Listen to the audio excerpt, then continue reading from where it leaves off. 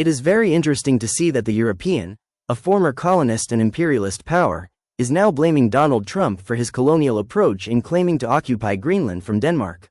In a better position than we were 24 hours ago, and tonight we drew the lessons of our collective strategy. So what did we do? First of all, there was, as you said, Antonio, unequivocal solidarity with Greenland and Denmark. Second, we also stood firmly. Donald Trump's repeated claim to occupy Greenland is not without logic. The United States wants to rectify its historical mistake of losing the opportunity to occupy Greenland from 1940 to 1945 during World War II. The period when Greenland was socially and economically more connected with North America than with Denmark.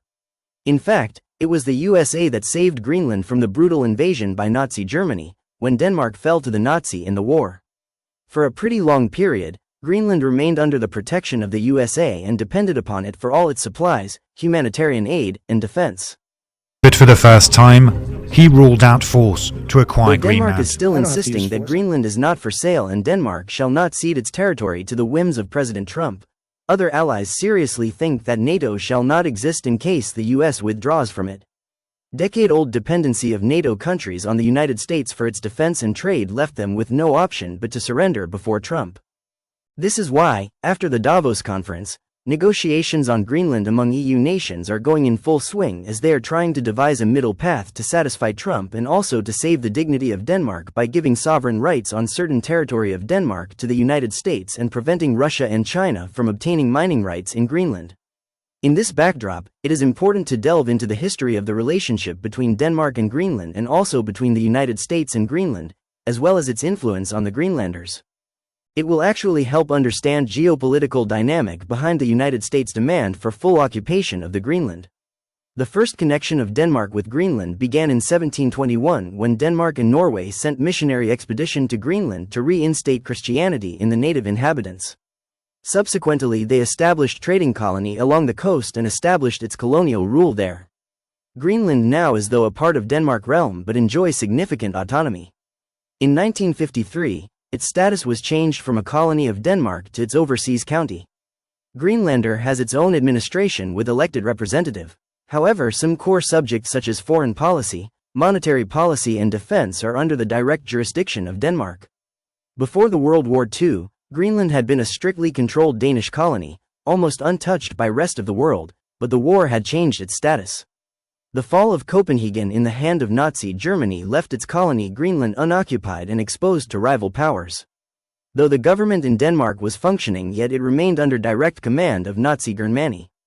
During the war, the sheriffs of South and North Greenland S.K. Brun and Axel Svane declared Greenland as a self-ruling territory in the backdrop of Denmark's occupation by Nazis Germany. The sheriffs, who were called landsfægter in Greenland, took such step in close coordination with the Danish ambassador to the U.S. Henrik Kaufmann and the U.S. State Department and conceded to the American Declaration in 1920 that no third nation should be accepted in Greenland as sovereign power. Mr. Kaufmann, when realized that his government was unable to exercise full sovereignty, got consent from the sheriffs of Greenland to recognize him as their representative to the U.S. Greenland declared itself a self-ruling territory. It ignored all instructions from Denmark government issued through radios and other means. Gamble. I will no longer take orders from Denmark. Don't declare my uafhængig. As Greenland was vulnerable to occupation from some parties of war, such as Norway and Germany, it requested protection from the U.S., which was accepted. In 1940, the prime concern for all interested parties was to secure the strategically important cryolite mine in Greenland, which was used in the production of aluminium. The Sheriff S.K. Brun created the Northeast Sledge Patrol Team to protect the mines and to prevent encroachment from rival powers. In 1941, the United States established its first troop base in Greenland when the Danish envoy Henrik Kaufmann signed an agreement with U.S. Secretary of State Cordell Hull allowing the United States troop presence in Greenland, thus making Greenland a de facto American protectorate against the instructions of his government. Later on, when the United States entered the war with Germany, Greenland became a significant center of the war zone. The United States established its Air Force base in Greenland to counter German operations and to destroy German weather stations erected in Greenland for weather data collection. During its protectorate, the Greenlander maintained excellent relation with the United States. The U.S. developed numerous infrastructure projects in Greenland for trade, essential supplies and securities. During this period, the contact of Greenland with Denmark was entirely broken off.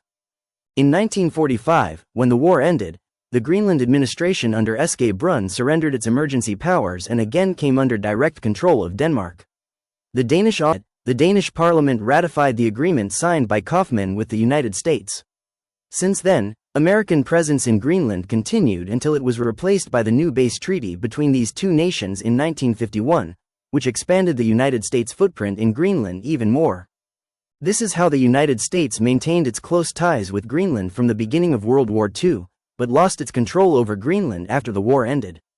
However, the United States is allowed to continue its military presence in Greenland as per the treaty between Denmark and the US to prevent any potential military threat from its hostile nations, but the Trump administration wants something more. Its rich natural resources lie below a layer of ice, which cannot be overtly expressed. So Mr. Trump is hiding his real intention in the name of protecting national security, a threat that is actually not visible to anyone. In case you find this video insightful, please consider liking and subscribing the channel for more such upcoming videos.